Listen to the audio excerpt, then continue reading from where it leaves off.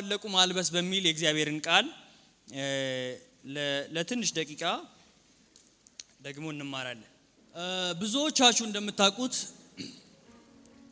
መጽሐፍ ቅዱሳችን ለሁለት ይከፈላል። ይሄ ኮመን ነው፣ ብሉይ ኪዳንና አዲስ ኪዳን። አዲስ ኪዳን ደግሞ በአራት ይከፈላል አይደለ?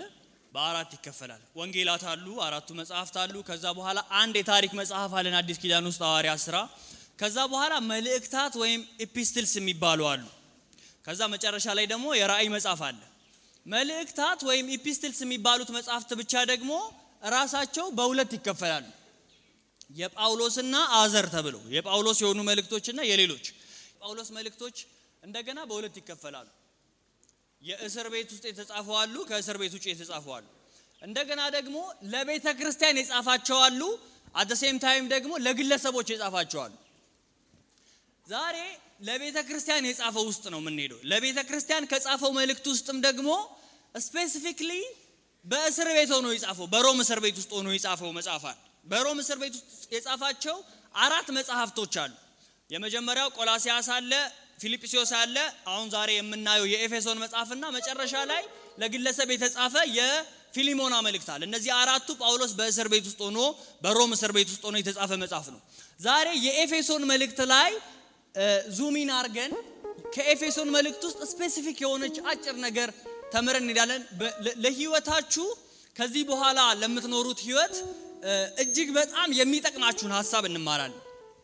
የኤፌሶን መጽሐፍ በ60 እስከ 62 ዓመተ ምህረት ነው የተጻፈው። ከዛሬ ስንት ዓመት በፊት ነው ካልኩሌት አድርጉት። ከ60 እስከ 62 ዓመተ ምህረት ነው የተጻፈው። ሮም ውስጥ ነው የተጻፈው። ከዛ ደግሞ ኤፌሶን ማለት ደግሞ ማይነር ኤዥያ ውስጥ ያለ አሁን ቱርክ የምንለው ከተማ ለቱርክ ለቤተ ክርስቲያን የተጻፈ ለክርስቲያኖች የተጻፈ መጽሐፍ ነው። ምናልባት ዛሬ እዚህ ውስጥ ክርስቲያን ያልሆናችሁ ሰዎች ካላችሁ ወይ ደግሞ የክርስቶስን ፍቅር ኤክስፒሪየንስ አድርጋችሁ የማታውቁ ሰዎች ካላችሁ እዚህ ጉባኤ ውስጥ ምናልባት ዛሬ የማስተምረው ትምህርት አይመለከታችሁም ይሆናል። ክርስቶስ ኢየሱስን ኤክስፒሪየንስ እንዳላረገ ሰው እዚህ ምድር ላይ ምስኪን ሰው የለም። ጌታ ኢየሱስ ምስክሬ። በዚህ አጭር እድሜ ብዙ ነገር ኤክስፒሪየንስ የማድረግ እድል አግኝቼ አውቃለሁ። ብዙዎቹን ለማውራት ጊዜ የሌለኝ ብዙ ነገሮች ኤክስፒሪየንስ የማድረግ እድል አግኝቼ አውቃለሁ። እናንተ የምትመኟቸውንም ነገሮች ምናልባት ግን ጌታ ኢየሱስ ክርስቶስን ኤክስፒሪየንስ እንደማረግ ዛሬ ከዚህ ከመድረክ ከወረድኩኝ በኋላ በተናገርኩት ነገር በፍጹም የማልጸጸተው ይሄንን ከነገርኳችሁ ነው። ጌታ ኢየሱስ ክርስቶስን ፍቅሩን አንድም ጊዜ ኤክስፒሪየንስ አድርጎ ማያቅ ሰው እንዳለ ታውቃላችሁ እዚህ ምድር ላይ? ጌታ ኢየሱስ ክርስቶስ ለገባቸው ሰዎች አንድ ጊዜ እንኳን በህይወታቸው የሆነ ኢንካውንተር ላላቸው ሰዎች የተጻፈ መጽሐፍ ነው የኤፌሶን መጽሐፍ። ወንጌል የሰሙ ጳውሎስ እንደውም አይቀመጥም ብዙ ጊዜ በባህሪው ታውቃላችሁ። በጣም የትራቨል ሰው ነው፣ ብዙ ቦታ እየተንቀሳቀሰ ነው የሚሰብከው። ግን ቁጭ ብሎ ለ3 ዓመት አካባቢ ከጳውሎስ የተማሩ ሰዎች ናቸው የኤፌሶን መልእክት ተቀባዮች። ከ60 እስከ 62 ዓመተ ምህረት የተጻፈው። ከዛ ለክርስቲያኖች የተጻፈው አስቀድሜ እንዳልኳችሁ 6 ምዕራፎች አሉት። 6 ምዕራፍ 155 ቁጥር 2422 የግሪክ ወርድ በግሪክ 2400 ወርዶች መጽሐፍ ቅዱስ የተጻፈው በግሪክ ነው። አዲስ ኪዳን በሙሉ ታውቃላችሁ። ብሉይ ኪዳን ደግሞ በሂብሩና በአረማይክ አንዳንድ ቦታዎች ተጽፏል። ከዛ 3022 ወርዶች 3022 ወርዶች በኬጄቪ ቨርዥን ብቻ። ይሄንን ምናልባት የምታውቁ ሰዎች ካላችሁ ትራንስሌት ሲደረግ መጽሐፍ ቅዱስ ወደ ተለያየ ቋንቋ በኬጄቪ 3022 ወርዶች አሉት። በኤንአይቪ እና በኤሲቪ ደግሞ 3100 አካባቢ ወርዶች የተጠቀሰበት መጽሐፍ ነው። 6 ምዕራፎች አለው። የኤፌሶን መጽሐፍ በሁለት ይከፈላል። አይ ሪሜምበር ባለፈው 2 ዓመትም ከኤፌሶን መጽሐፍ ነበር ያስተማርኩት። 2 ክፋዮች አሉት። የመጀመሪያው ከምዕራፍ 1 እስከ ምዕራፍ 3 ድረስ ያለው ክፋይ የሚያወራው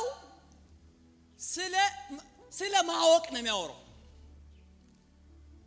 እናንተ ማን እንደሆናችሁ ማወቅ አለባችሁ ነው የሚላችሁ። የመጀመሪያዎቹን 3 ምዕራፎች ጳውሎስ you need to know who you are እናንተ በክርስቶስ ኢየሱስ ምን እንደተደረገላችሁ ማወቅ አለባችሁ ይላችኋል። የመጀመሪያዎቹን 3 ምዕራፍ ዛሬ የምናተኩረው ቀጣዮቹ 3 ምዕራፎች ላይ ነው። ግን you need to know who you are እናንተ ክርስቲያን እንደሆናችሁ ኢየሱስ ክርስቶስ ምን እንዳደረገላችሁ ማወቅ አለባችሁ ይላችኋል ጳውሎስ። ስለዚህ በክርስቶስ ኢየሱስ በሰማያዊ ስፍራ ባረከን አጸደቀን። እናንተ ደግሞ ኃጢአተኞች ነበራችሁ፣ በደለኞች ነበራችሁ፣ ሙታን ነበራችሁ፣ ከክርስቶስ ኢየሱስ ጋር ሕይወት አገኛችሁ እያለ ማወቅ አለባችሁ፣ ማን እንደሆናችሁ ማወቅ አለባችሁ የሚለውን ኢንቨስትመንት ነው ኢንቨስት የሚያደርግባችሁ የመጀመሪያዎቹን 3 ምዕራፎች ይኸውላችሁ።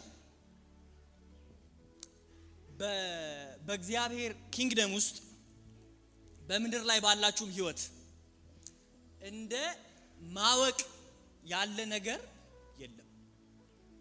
በእውነት ነገራሱ የሚያስፈልጋችሁ ባይዘው እግዚአብሔር ነገን እንኳን የሚሰጣችሁ በቀን 3 እየበላችሁ ዝም ብላችሁ ኤግዚስት እንድታረጉ እንድትወልዱ ምናምን ሳይሆን የናንተ ምድር ላይ ያላችሁበት ወሳኝ ነገር መካከል አንዱ 2 ነገር ናቸው። አንዱ ማወቅ፣ እግዚአብሔርን ማወቅ፣ ማን እንደሆነ ማወቅ። የሚታወቅባቸው ደግሞ ብዙ መንገዶች አሉ። ቅዱሳን መጻሕፍት ማግኘት፣ ማንበብ፣ ልዩ መገለጥ፣ የፈለጋችሁት ልትሉ ትችላላችሁ።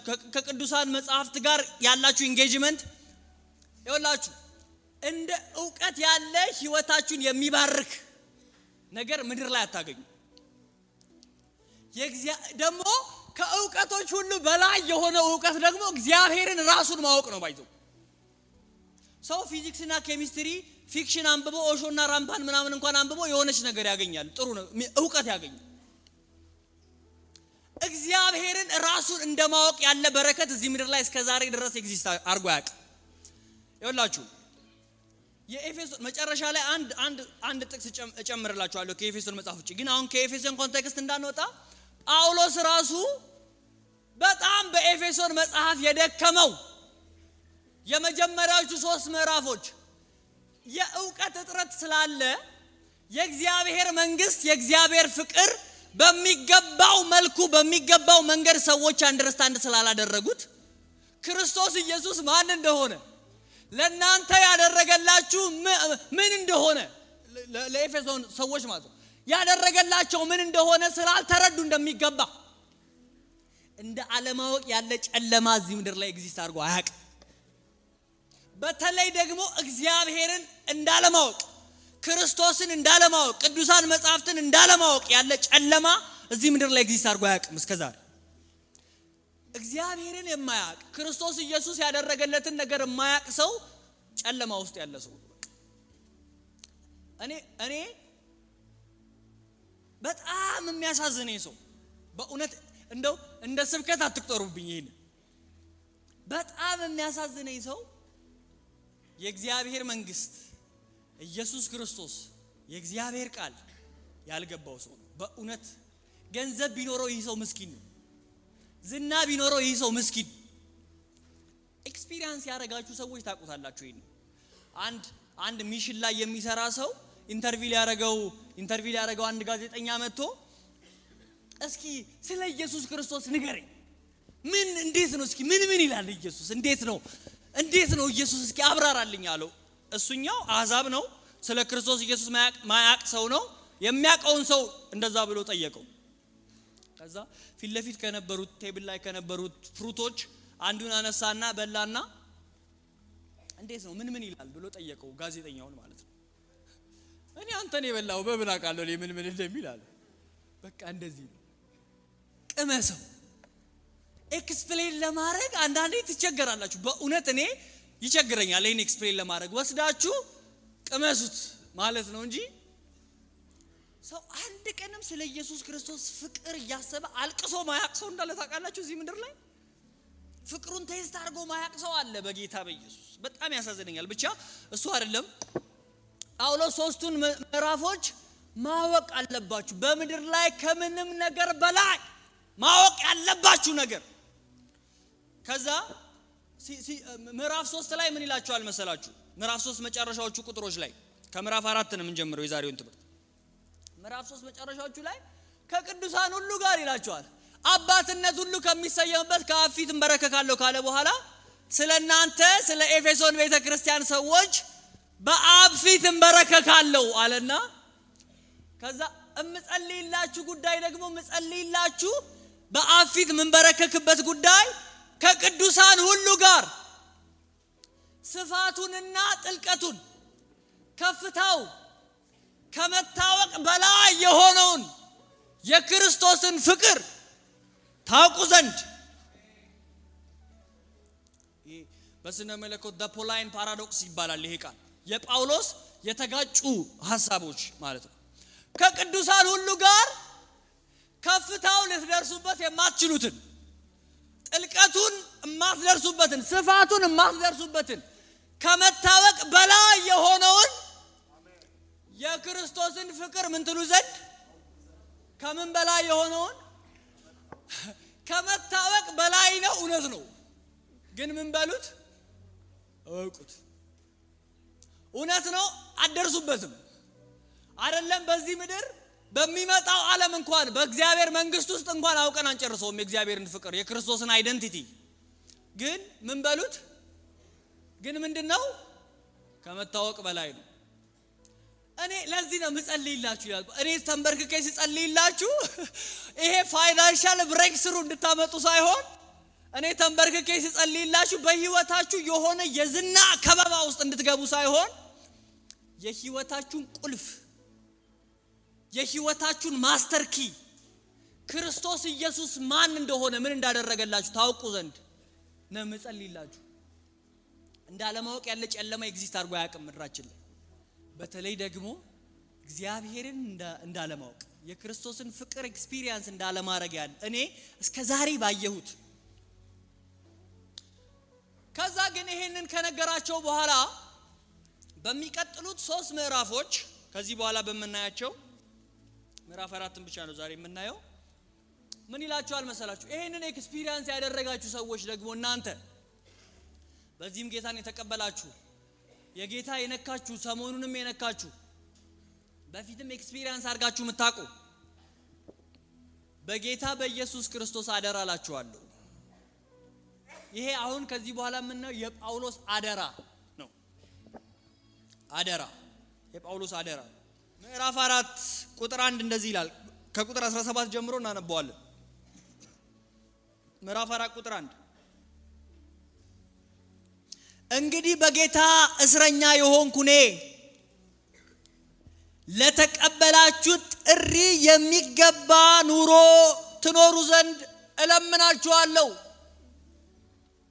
የተቀበላችሁት ህይወት አለ፣ የተቀበላችሁት ጥሪ አለ፣ ኤክስፒሪየንስ ያደረጋችሁት ፍቅር አለ።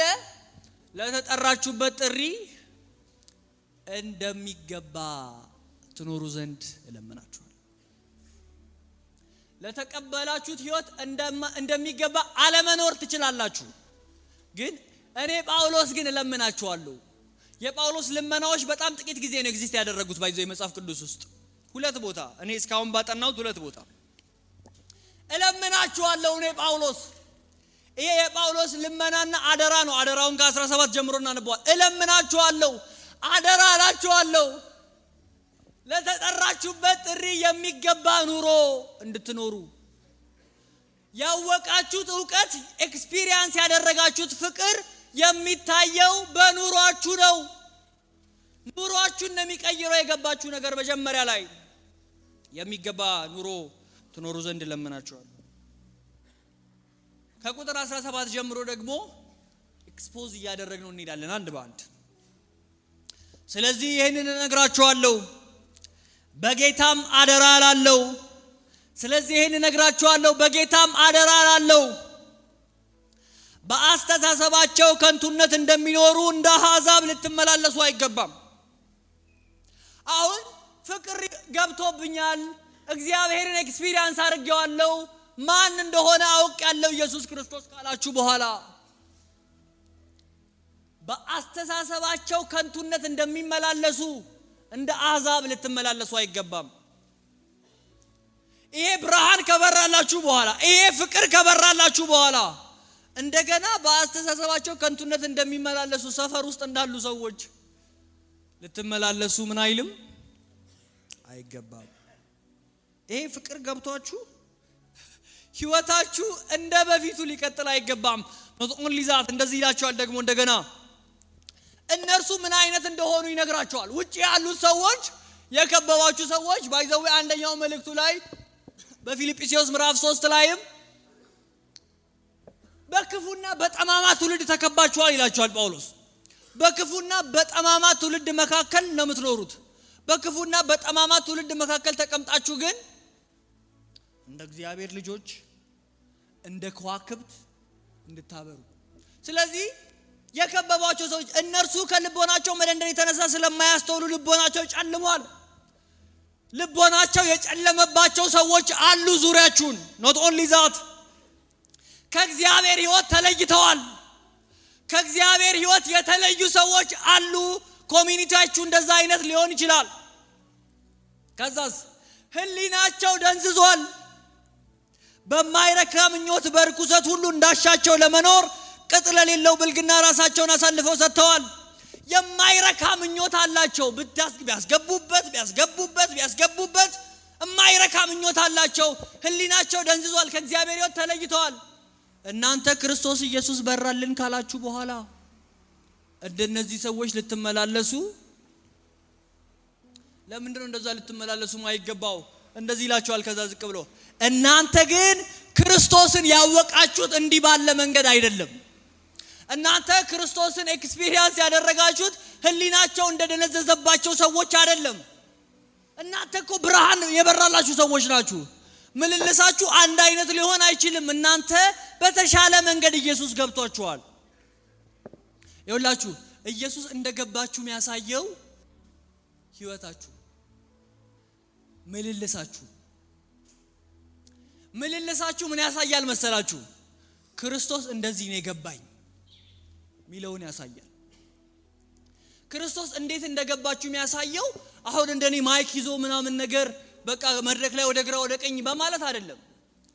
your lifestyle, your day to day activity ክርስቶስ እንዴት እንደገባችሁ ያሳያል። መውጣት መግባታችሁ፣ ኮሙኒኬሽናችሁ፣ ከሰው ጋር ያላችሁ ግንኙነት ክርስቶስ እንዴት እንደገባችሁ ያሳያል። እናንተ ግን ክርስቶስ ኢየሱስን ያወቃችሁት ሶስቱን ምዕራፍ ጳውሎስ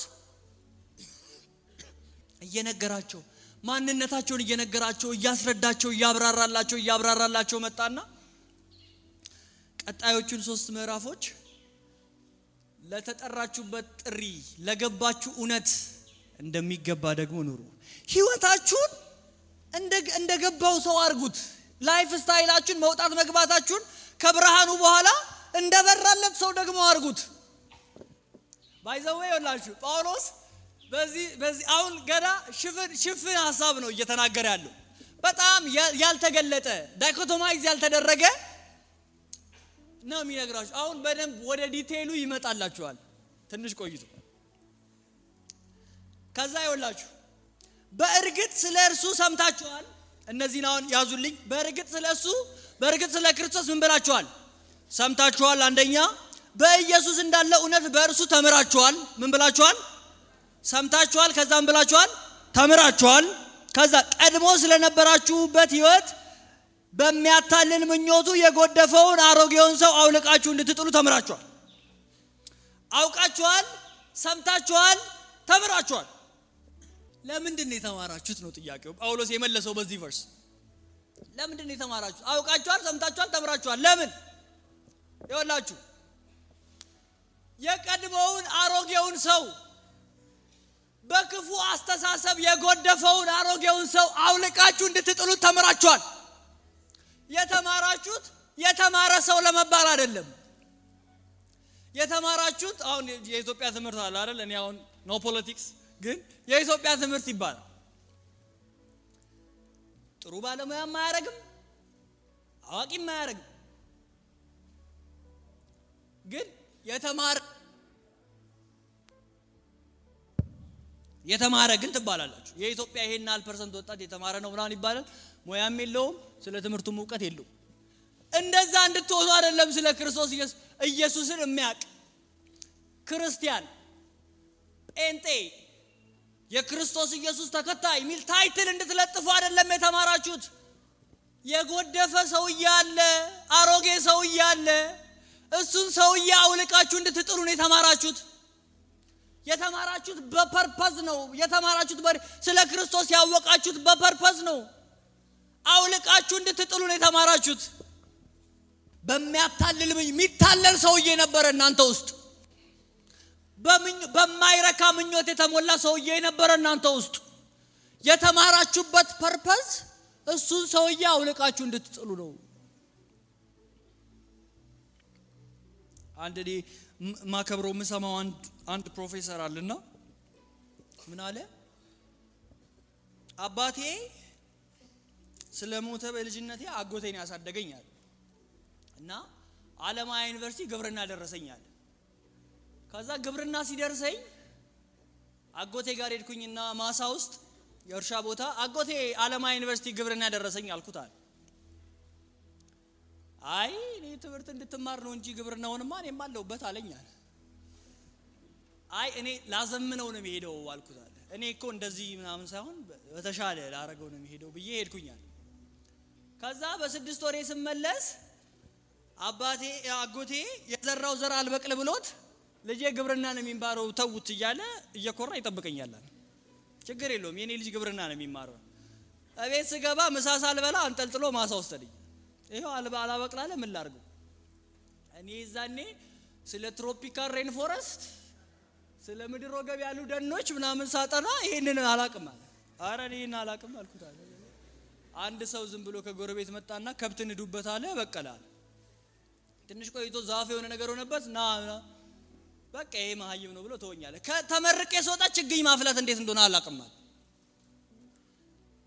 ፕራክቲካል ያልሆነ በህይወታችሁ ማይተገበር ነገር የተማረ የሚል ስም ግን ዲግሪ ይዞ ምናምን እንደምንዞር አይነት ሰው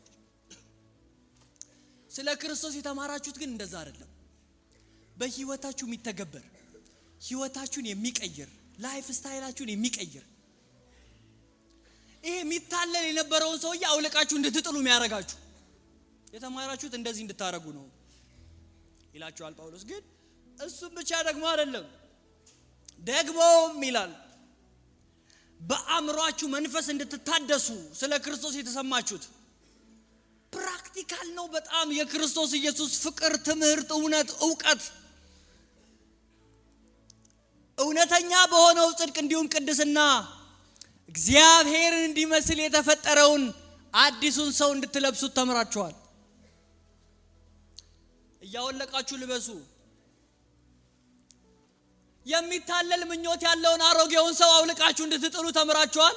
ከዛስ ክርስቶስ ኢየሱስን ሊመስል የተጠራውን አዲሱን ሰው ደግሞ እንድትለብሱ ተምራችኋል። ስለ ክርስቶስ ያወቃችሁት የሰማችሁት እንድታወልቁ ከዛ እንድትለብሱ ነው። የምታወልቁት አሮጌውን ሰው የምትለብሱት ደግሞ ይኸውላችሁ ማውለቅ ብቻውን ስኬት አይደለም። ማውለቅ ብቻውን ረፍት አይሰጥም መልበስ ካልተጨመረበት። አንድ ጥቅስ ልስጣችሁ ፕሊዝ። የማቴዎስ ወንጌል ምዕራፍ 11 የማቴዎስ ወንጌል ምዕራፍ 11 ከዚህ ጋር አብሮ ስለመሄድ እንየውና ወደ ኤፌሶን እንመለሳለን። ማቴዎስ 11:28 ከዛ አንድ ጥቅስ እንጨምራለን ከኤፌሶን እንጂ 11:28 ይላል መሰላችሁ። እናንተ ኮመን ጥቅስ ነው ባይዘ የሚታወቅ ብዙዎቻችሁ በቃላችሁ መታወቅ። እናንተ ደካሞች ሸክማችሁ የከበደባችሁ ሁሉ ወደ እኔ ኑ እኔ ያሳርፋችኋለሁ። ምን በሉ? ወደ እኔ ኑ እኔ ያሳርፋችኋለሁ። ከነ ሸክማችሁን አውልቃችሁት አውርዳችሁት እኔ በቃ ከነ ንጹህ ነው የምፈልገው ምናምን ያለው።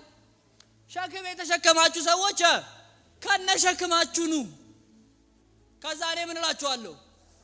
ግን እዛ ጋር ያልቃል ጥቅሱ ምን ይላል መሰላችሁ? ከዛ ሸክማችሁን ታወርዱና ከኔ ተማሩ እኔ ደግሞ አስተምራችኋለሁ። ከኔ ተማሩ እኔ በልቤ የዋህ ትሁት ነኝ። ከኔ ትማራለህ። መተህ ሸክም ካወረድክ በኋላ ሸክም ማውረድ ላይ የሚያልቅ አይደለም። ከኔ ተማሩ እኔ በልቤ ትሁት ነኝ የዋህ ነኝ። ከኔ ትማራለህ። ከዛ መተህ ከዛስ እዛ ጋር ያልቃል ጥቅሱ ምን ይላል? ቀንበሬን ተሸከሙ። ቀንበር ትጥላለህ። ቀንበር የከበደብህ ሆነ ትመጣለህ። ቀንበር ይወርድልሃል። ትማራለህ። ከዛስ ቀንበሬን ተሸከሙ። ቀንበሬ ቀሊል ነው፣ ሸክሜ ልዝብ ነው። ከዛስ ምን ይላል? ለነፍሳችሁ እረፍትን ታገኛላችሁ። የነፍስ እረፍት የሚገኘው ሸክም በማውረድ ብቻ አይደለም ወዳጄ። ሸክም ማውረድ ጋር ከመጣ ፕሮሰስ ላይ ነው ያለው። ጥሩ መጣ አሁን የተከበደባችሁ ሸክም ምናምን ካለ እሱን ማውረድ ጥሩ መታችኋል ጎበዝ። ሸክም ማውረድ አንዱ ስቴፕ ነው። ሸክም ማውረድ ብቻውን ግን የነፍስ ረፍት አይሰጥም። አሁን እዚህ ሱስ የተዋችሁ ሰዎች የተለወጣችሁ መተው ብቻ ሸክም ማውረድ ብቻ የነፍስ ረፍት አይሰጥም። ከዛ ኢየሱስ ይጠጋል። ከኔ ደግሞ ትማራለህ። ከኢየሱስ ከራሱ ትማራለህ። ይኸው the written word of God አለ ትማራለህ። ከኢየሱስ ከራሱ ትማራለህ። ከዛስ መማር ጋር ብቻ ያበቃል። የክርስቶስን ሸክም ደግሞ ትሸከማለህ። እንደ በፊቱ የማያጎብጥ፣ እንደ በፊቱ አረፋ ማያስደፍቅ፣ እንደ በፊቱ መሬት ለመሬት ማያስጎትት የክርስቶስ ኢየሱስን ሸክም ትሸከማለህ። ለነፍሳችሁ ረፍት ታገኛላችሁ ይላል ኢየሱስ። ከሐሳቤ ጋር ሰዓት እንዳይወስድብኝ ግን የክርስቶስ ኢየሱስን ሸክም መሸከም ነው ረፍት የሚሰጠው። በእውነት ሸክም አልባ ለመሆን አይደለም የተጠራ ነው። ባይዘ ምንም ሸክም የሌለው ሰላማዊ ሰው የክርስቶስን ሸክም። እኛ ግቢ አንድ ከልጅነታችን የሚመጣ ተሸካሚ ነበር። ሉጬ ይባላል ስሙ። እና በሸክም በቃ እሱን ያሳደጋችሁ ምናምን ይሉናል። በቃ ሲመጣ የሆነ በጣም ብዙ ነገር ተሸክሞ ነው የሚመጣው። ሲመጣ የሸክም ሱስ ያለበት ሰው ነው በቃ። እና ስለ ሸክም ማጥናት ሲጀምር የሱን ሰውዬ ካራክተር ነው በጣም ማጥናት ማየት የጀመርኩት። ተሸካሚ ነው በቃ። ብዙ ጊዜ ሉጬን ካያችሁት ባይዘው ሸክም ከተሸከመ በኋላ በጣም ወሬ ምናምን አያበዛ። መንገድ ላይ የሆነ ኮንቨርሴሽን ሲያበዛ ነው አታዩትም? በቃ ተሸክሞ ላጥ ብሎ ሸክሙን ማውረድ ነው ጎሉ። ዘመድ ጓደኛ ምናምን መንገድ ላይ ቢያገኝ ቆይ ስመለስ እያለ ሸክሙ በራሱ ያስፈጥነዋል፣ ያሮጣል። ሉጬ ደከመኝ ብሎ ሸክም መንገድ ላይ ጥሎብን አያውቅም። እስከ መጨረሻ ድረስ ያሸከመው ሰው እግር ጋር እስኪደርስ ድረስ ነው ሸክሙን ተሸክሞት የሚመጣው።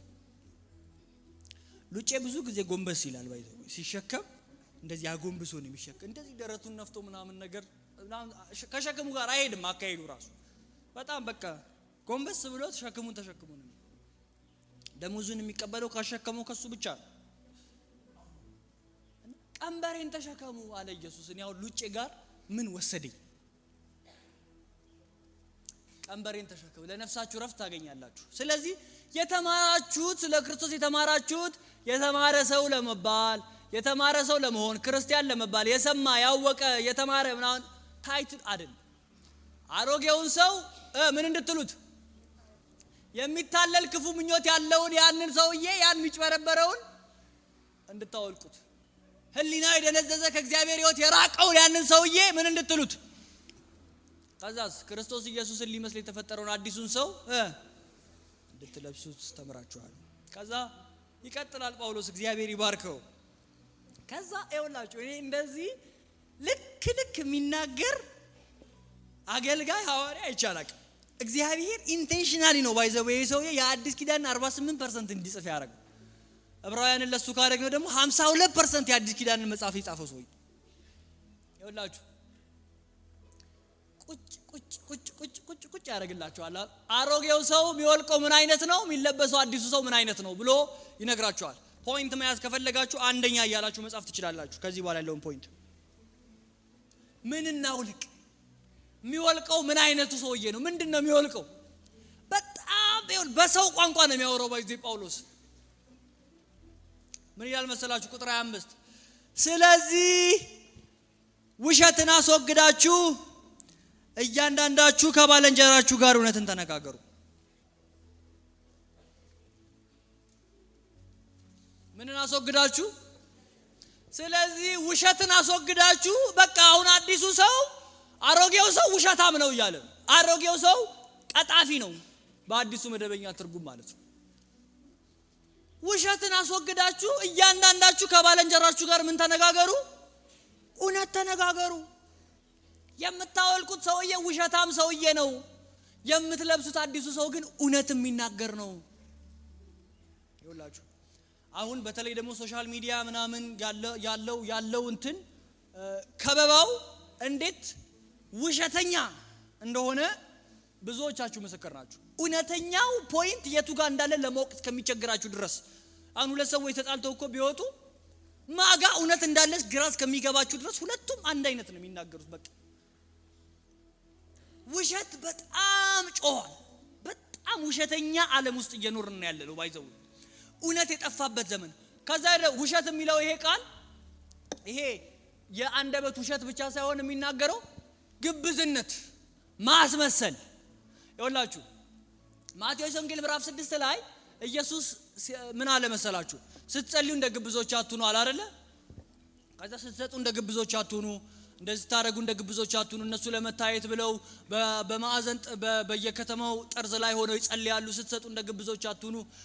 ስትጸልዩ በራችሁን ዘግታችሁ በጓዳ ጸልዩ፣ ስትሰጡ በጓዳ ስጡ እያለ ይናገራል። ምንድነው ግን ግብዝነት በራሱ? የግብዝነት ትርጉም ብዙዎቻችሁ ታውቁት ይችላላችሁ አላውቅም።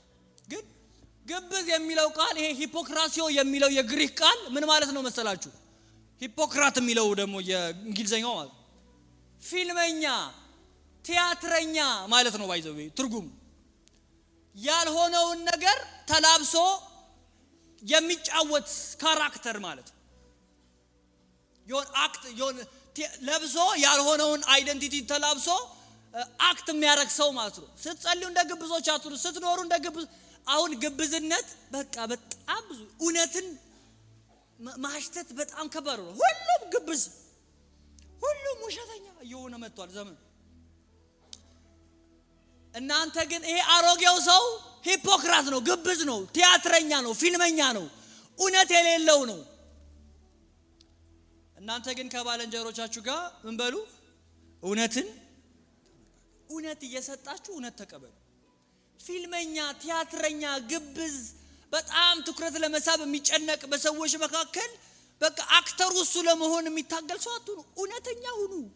አዲሱ ሰው እውነተኛ ነው፣ አሮጌው ሰው ግን ግብዝ ውሸተኛ ነው። አንደኛ አሮጌው ሰው ውሸተኛ ነው፣ አዲሱ ሰው ግን እውነተኛ፣ እውነት የሚናገር። ውሸት ደግሞ ያዋርዳል። ባይዘው አይደል? በባህሪው ያዋርዳል። ባይዘው እውነት አንድ በጣም የማከብረው ወዳጄ ምን አለኝ መሰላችሁ? ስለ ውሸት ሲነግረኝ ልጅ ሆኜ ይሄ ስሎት ምንድነው ይባላል? ቁማር ማለት ነው። እንደዚህ ወደ ላይ ሳንቲም ወርውራችሁ ምናምን ነገር ሲመለስ ያለ ምንድነው ይባላል? ብቻ ግን እሱን መጫወት ጀመርኳል። ሃይስኩል ተማሪ ሆኜ እንደዚህ ወደ ላይ ወረውራትና ስትመለስ እንትን ቁማሯን በቃ እሷን ለመድኩኝ አለ። በጣም አባቴ በጣም ስትሪክት ሰው ነው። እንደው ስሙን ብጠራ ልታውቁት ስለምትችል በጣም ግዙፍ ነው አባቴ። ከዛ እሷን ተጫዋች አሁን ሄዳለሁ ስል ሲመሽብኛል መሸበክ። ከዛ እንደምንም ሄጄ በር ላይ ቆምኩኝና አሁን ምን ብዬ ልዋሽ ብዬ ማሰብ ጀመርኳል። ከዛ ጭራሽ እያሰብኩኝ እየመሸብኝ መጣል። የመጣልኝን እላለሁ ብዬ አንኳኳዋለሁ። ከዛ ሰራተኛዋ በጓሮ ምናምን መታ ከፈተችልኝ። ከዛ ግን የግቢውን ብከፍትልኝ የበሩ ግን የቤቱ የሱ ስልጣን ነው አለ። ማንም ሌላ አይከፍተውም። በር ላይ ሄጄ አንኳኳው፣ ከፈተልኝና እንደዚህ በሩን ሸፍኖብኝ ጌቶች የት ነበርክ ነው ሲለኝ የመጣልኝ ምንድነው አንድ እዛ አካባቢ እኛ አካባቢ እንትን የሚል ሰው አለ እየመጣ የሚጠይቀን ጎረቤታችን አለ ኢብራሂም የሚባል። ከዛ ኢብራሂም ጋር ነበርኩ አልኩት አለ ሲለኝ እንደውም ሰላም ብሏቸዋል። ከዛ እንደዚህ አይቶ ትቶልኝ ገባ አለ ወደ ቤት። እንደዚህ በቀላሉ እንዴት ማሪ ብዬ ስገባ ኢብራሂም ቁጭ ብሏል አለ ቤት። ከዛ ተሸማቀቅኩ። ለአንድ ሳምንት ቀና ብዬ ፊታቸውን ማየት እንኳን አቃተኛል። ከዛ አባቴ የሆነ በቃ ረስቶልኛል ምናምን ብዬ በመሃል አንድ ቀን ደግሞ ሰላም ብሏቸዋል ማለቱ ብሎ ይጀምራል። ውሸት ደግሞ ያዋርዳል። ብቻ አሮጌው ሰው ውሸታም ግብዝ ነው፣ አዲሱ ሰው እውነተኛ ነው። አንደኛ ውሸትና እውነት በጣም ብዙ ናቸው። ባይዚ ጳውሎስ እንኳን ለመዘርዘር ሲከብዱት ታያላችሁ አንዳንድ ቦታዎች እውነትን ከዛ እውነትን ከምትናገሩበት ምክንያት አንዱ እንደውም ሁላችሁም የአንድ አካል ብልቶች ነንና። ሁላችንም የአንድ አካል ብልቶች ነን። ምን ማለት ነው መሰላችሁ? ይሄ እናንተ ይሄ ኮሚኒቲ እኮ አንድ እኮ ነው። በቃ አንድ አካል ነን። አንድ እግዚአብሔር መንግስት የምንኖር ነን። ሲግናል በትክክል መለዋወጥ አለብን። ለምሳሌ ሁላችሁ አይናው ያላየውን ከመሬት ተነስቶ ይታየኛል የሆነ ጉድጓድ ይታየኛል ምናምን ቢል ሙሉ አካል አይደለም የሚረበሸው እግር ይቆማል በቃ ልብ ይመታል ምናምን በቃ ድንጋጤ ጆሮ ያልሰማውን ተነስቶ የጥይት ድምጽ አለ ምናምን ነገር ቢል ለአካል እንደዚህ አይነት ሲግናል ቢለቅ ሁሉ እንደሚረበሽ እናንተ እውነት ተነጋገሩ አንድ አካል ናችሁ በትክክል ለመስራት በትክክል ፈንክሽን ለማድረግ በትክክል እግዚአብሔርን መንግስት ለማገልገል እናንተ እውነተኛ መሆን አለባችሁ አንድ አካል እኮ ነን ለምን እንዋሻለን ለምን እንወሻሻለን ይላል ጳውሎስ ይሄ አሮጌው ሰው ነው በቃ እንደዚህ አይነት ሰውዬ አውልቁት ከዛ ይቀጥላል እንደገና ተቆጡ ነገር ግን ኃጢአት አትስሩ በቁጣችሁ ላይ ፀሐይ አይግባ ይኸውላችሁ ቁጣ በራሱ ኃጢአት አይደለም መቆጣት ኃጢአት አይደለም ግን መቆጣት ወደ ኃጢአት ግን ሊወስዳችሁ ይችላል ለምሳሌ ኢየሱስ ክርስቶስ በመንደር ላይ በነበረ ጊዜ ተቆጥቶ ያውቃል ይቆጣል አይደል እንደውም ጅራፍ አንስቶ ለእግዚአብሔር ቤት ቅናት ስላለው በቃ ለዚህ ልዝብተኛ ምናምን ስላልነበሩ ለእግዚአብሔር መንግስት እነ ጳውሎስ ሁሉ አግሬሲቭ ነበሩ ባይዘው ለእግዚአብሔር መንግስት የሚቀኑ ተቆጮች ነበሩ ተቆጡ ግን መቆጣት አዲሱም ሰው ይቆጣል ቁጣ ግን በባህሪው ወደ ኃጢአት የመውሰድ ባህሪ ስላለው በቁጣችሁም ግን ኮንትሮል አድርጉት በቁጣችሁ ፀሐይ አይግባ በቁጣችሁ ፀሐይ አይግባ ማለት አታሳድሩት አታብላሉት አሮጌው ሰው ቂመኛ ነው ቁጣ ይዞ አሳድሮ ነክሶ በቃ ያመነጀገ ምናምን የሚል እልህኛ ተቆጪ ነው አዲሱ ሰው ግን እንደ እግዚአብሔር መንግስት ኃጢአት ባልሆነ መንገድ የሚቆጣ ነው ለእግዚአብሔር ቤት ባለ ቅናት የሚቆጣ ነው መቆጣት መንፈሳዊ ነው መቆጣት በራሱ ኃጢአት አይደለም መቆጣት ግን ወደ ቂም ሊቀየር ይችላል አዲሱ ሰው አያቂምም አዲሱ ሰው ቁጣ አያሳድርም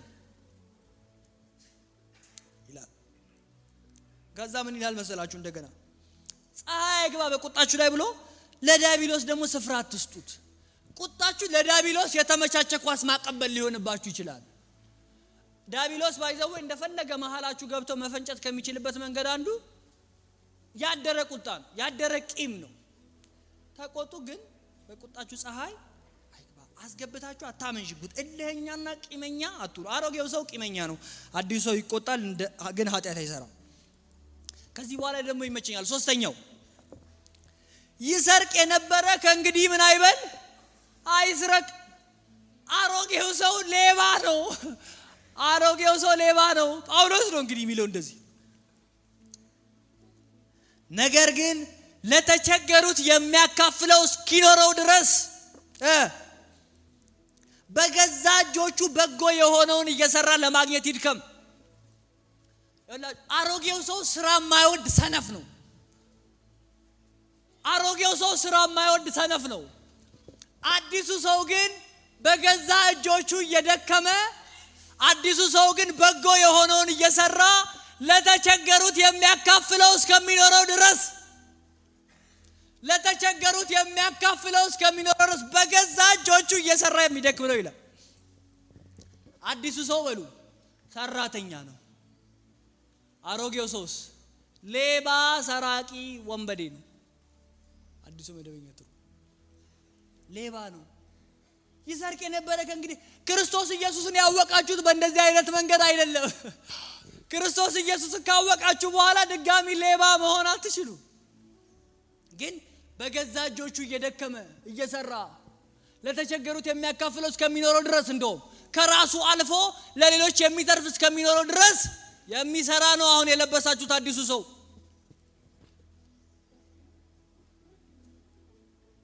ከዛስ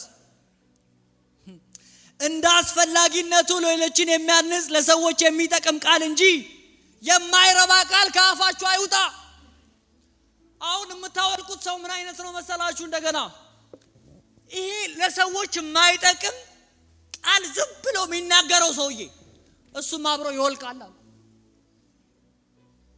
ከዛስ እንደ አስፈላጊነቱ ሌሎችን የሚጠቅም ቃል የሚናገር ደግሞ አዲሱ ሰው ነው ይሄ የገባችሁ እውነት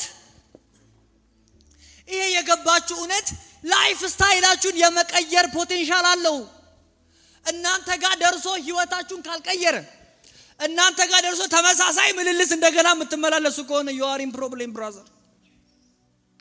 ጌታን ያወቅኩት እንደዚህ ነው እያልከኝ ነው ህይወት ካልተቀየረ ወንጌል ከሰማ በኋላ ኢየሱስ የገባኝ እንደዚህ ነው የሚለውን የምታሳዩበት አዲሱን ሰው መልበስ አሮጌውን ሰው ማውለቅ። ኢየሱስ ከገባችሁ በኋላ አሮጌውን ሰው ለብሳችሁ እንደገና መንቀሳቀስ አትችሉ። ማይረባ ንግግር ይወልቃል። አራተኛ ነው አይደል? እንዳስፈላጊነቱ ሌሎችን የሚጠቅም ቃል አንደበቱ የተገራ የተገዛ ቃል ከውስጣችሁ ይወጣል። ለቤዛ ቀን የታተማችሁበትን ቅዱሱን መንፈስ አታሳዝኑት። ልክ ይሄ ስለ ክርስቶስ ከገባችሁ በኋላና ህይወታችሁ ትራንስፎርምድ ከሆነ በኋላ የሚሆነው ነገር አንዱ ምንድነው? ህይወታችሁ በእግዚአብሔር መንፈስ የተሞላ ይሆናል።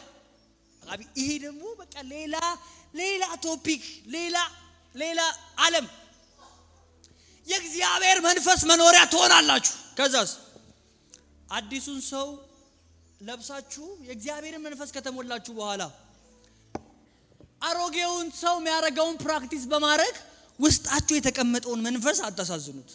ምክንያቱም እሱ ፐርሰን ነው ውስጣችሁ ያለው ቲንግ አይደለም። ፐርሰን ስለሆነ ይሰማዋል። እሱን ደግሞ አታሳዝኑት። በውስጣችሁ የተቀመጠውን የተማራችሁት ለዚህ ነው። ከዛ ይቀጥላል ባይዘይ በቃ አንድ በአንድ እንደዚህ ማብራራት እንትን ሲለው ጳውሎስ መራራነትን ሁሉ ቁጣና ንዴትን ጭቅጭቅና ስድብን ከማንኛውም ክፋት ጋር ከናንተ ዘንድ አስወግዱ። ኤክስኮሚኒኬት መደረግ አለበት። ይሄ ከናንተ መካከል አዲስ ፍጥረት ስለሆናችሁ። የመጨረሻዎቹ ቁጥሮች እንደዚህ ይላሉ። እግዚአብሔር በክርስቶስ ይቅር እንዳላችሁ እናንተም ደግሞ ይቅር ተባባሉ እርስ በርሳችሁ ቸሮችና ሩሮቹ ነው። አዲስ ሰው እንደዚህ ነው። የመጨረሻ ይሄንን ሁሉ ነገር የሚያደርገው ሰው ያወቀ ሰው ነው፣ የተማረ ሰው ነው፣ የገባው ሰው ነው። the last point ለዛሬ የኢየሱስ ክርስቶስ ትምህርት በማቴዎስ ወንጌል ምዕራፍ 11 ቁጥር 44 ላይ ምዕራፍ 13 ቁጥር 44 ማቴዎስ ወንጌል ምዕራፍ 13 ቁጥር 44 ጌታ ኢየሱስ በሚያውቀው ህይወቴን በጣም ከቀየሩልኝ ክፍሎች አንዱና ዋነኛው ክፍል ይሄ ክፍል ነው። ማቴዎስ ወንጌል ምዕራፍ 13 ቁጥር 44 ዛሬ የመጨረሻ የምንመለከተው ጥቅስ ነው። አሁን ምን ይላል መሰላችሁ? የኢየሱስ ክርስቶስ የራሱ ትምህርት ነው። እንደዚህ ይላል፣ የእግዚአብሔር መንግስት በእርሻ መካከል የተደበቀን ሀብት ትመስላለች አለ። ይህን ብለን እንጨርሳለን። የእግዚአብሔር መንግስት በእርሻ መካከል የተደበቀን ሀብት ትመስላለች። ከዛስ አንድ ሰው ባገኛት ጊዜ ምን ይላል? ሸሸጋት፣ ሰወራት፣ ይዞት ጠፋ ይላል። ሸሸጋት፣ ደበቃት። ይሄ ሰውዬ በታሪክ አጋጣሚ ይሄንን ትሬዠር ያገኘ ሰው ነው። ይኸውላችሁ የራሱ መሬት አይደለም፣ ገበሬ ነው፣ ቆፋሪ ነው። በየሆነ አጋጣሚ ይሄንን መሬት ያገኘ ሰው ነው። በሚቆፍርበት ጊዜ ምን አገኘ? ሀብት አገኘ። ከዛስ ወስዶ ጠፋ፣ መልሶ ሸሸገው አይደል? ደበቀው። ከዛስ ወደ ቤቱ ተመለሰና ይላል ያለውን ሁሉ በመሸጥ ያን መሬት ያን መሬት ገዙ። ይኸውላችሁ የሰፈር ሰው ምናምን ጎረቤት ቢያየው ምን ይላል መሰላችሁ? አንተ ይሄንን ይኸውላችሁ ቀለበት ቢኖረው ቀለበቱን እየሸጠ ወርቅ ቢኖረው በበደር ካለበት እየተበደረ ያን መሬት ገዛው ይላል። የእግዚአብሔር መንግስት ይሄንን ትመስላለች አለ ኢየሱስ። የሰፈር ሰው ጎረቤት ምናምን ምንድነው እንደዚህ የሚያደክምህ ሊለው ይችላል። የማይረባ አንድ መሬት ለመግዛት ለምን እንደዚህ የምትጨነቀው ሊለው ይችላል። እሱ ግን ለምንድን ነው የሚደክመው? ሁሉም ሰው ያልገባው መንገድ ላይ የሚሄድ ሰው ያልገባው መንገደኛ ያልገባው ለሱ ግን የተገለጠለት ሀብት አለ እዛ መሬት ውስጥ። ዋው! ይኸውላ ምንም ነገር ኢንቨስት ቢያደርግበት ለዛ መሬት የሚያተርፍና የሚያዋጣ እንደሆነ ገብቶታል። በመሬት ውስጥ የተቀመጠው ሀብት በመሬት ውስጥ የተሰወረው ሀብት የገባው ለገባው ብቻ ነው። አሁን ምንም ነገር ቢሸጥ አሁን ምንም ነገር ሳክሪፋይ ቢያረግ ያዋጣዋል ሰውዬ። የእግዚአብሔር መንግስት እንደዚህ ናት። ለበራለት ለተገለጠለት ሀብቱ ለገባው ሰው ምንም ነገር ኢንቨስት ቢያረግ የሚያዋጣው ያለውን ሁሉ ይሄንን መንግስት ለማግኘት ሲል ሳክሪፋይ ቢያደርግ የሚያዋጣው ግን ለማን? ለገባው ለተገለጠለት። ይሄ ገበሬ በታሪክ አጋጣሚ በዚህ መሬት ውስጥ እንደዛ ኤንሸንት ኒሪስት ባህል ነበራቸው። ሸክላ ውስጥ ምናምን ወርቅ ምናምን ያደርጉና ይቀብሩታል። ከዛ ሰውየው ሊሞት ይችላል በዛው። ይሄ ሰውዬ የራሱ መሬት አይደለም ገዛው፣ አየው፣ ደብቆት ሄደ፣ ያለውን ሀብት ሁሉ ሰጠ፣ ይሄን መሬት ገዛው። ለገባው ለተገለጠለት የእግዚአብሔር መንግስት እንደዚህ ናት። ግን በጣም የሚገርመኝ ባይዘዌ ሻጩ አይደለም ገዢው አይደለም። ገዢው እንኳን የበራለት ገዛው። ግን የሸጠው ሰው አለ፣ እየኖረበት የማያውቀው ሰው ደግሞ አለ። ትልቅ ሀብት እንዳለ እዛ ላይ ረግጦት ይኖራል። ግን ሀብቱ ግን ስላልገባው በርካሽ ይሸጠዋል። ካወቃችሁ በኋላ ከሰማችሁ በኋላ የእግዚአብሔር መንግስት ከተገለጠላችሁ በኋላ ህይወታችሁን በሙሉ ሰጣችሁ የእግዚአብሔርን መንግስት ብታገለግሉ የምታዋጣ እንጂ የምታከስር አይደለችም። የተማራችሁት የሰማችሁት ያወቃችሁት አሮጌውን ሰው እንድታወልቁት የዘረዘርናቸውን 4 ፖይንቶች አዲሱን ሰው ደግሞ እንድትለብሱት። ጌታ ኢየሱስ ይባርካችሁ። ወዳችኋለሁ።